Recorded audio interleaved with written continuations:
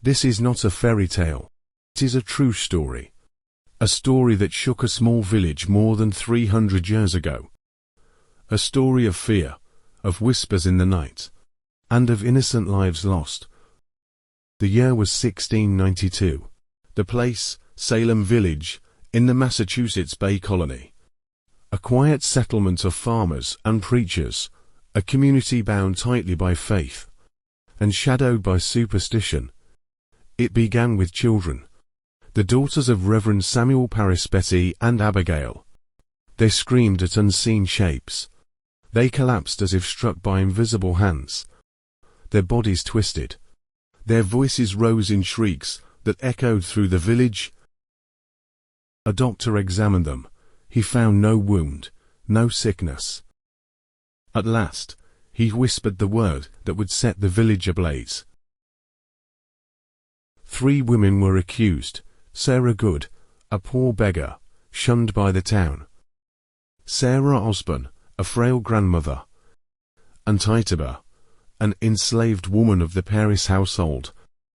3 women, powerless, voiceless, chosen as the first scapegoats. Under hours of questioning, terrified, Tituba broke. She confessed to what they demanded to hear. She spoke of black dogs, red cats, and spirits lurking in the woods. She said she had seen the devil himself. The villagers shuddered, and hysteria had begun. Fear spreads like fire in dry grass. Soon, more names were whispered. Neighbors accused neighbors. Friends turned against friends. Even Rebecca Nurse, a woman loved and respected, was called a witch. If Rebecca could be guilty, then no one was safe.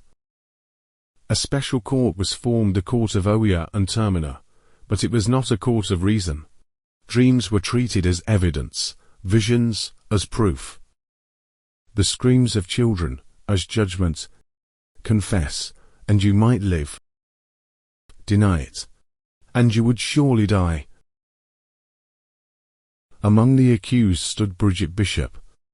She denied the charge, even as children fell screaming at her feet, claiming she tormented them with invisible hands. Sir, she cried out, "Sir, I am as innocent as an unborn child!" But the court did not listen. On June 10, 1692, Bridget Bishop was hanged. She was the first, but not the last. One by one, 19 souls were led to the gallows. Men and women, poor and rich, all condemned by fear. The prison overflowed. Families were torn apart. Farmers abandoned their fields. Salem was consumed by madness. It was as if reason itself had been bewitched. But then, the hysteria struck too close to power. When the governor's own wife was accused, the trials halted. The Court of Oya and Termina was dissolved. By 1693, the frenzy ended. In time, the colony admitted its mistake. The families of the dead were given apologies, though no apology could heal the wounds. What happened in Salem remains a lesson in the danger of fear, superstition, and blind judgment.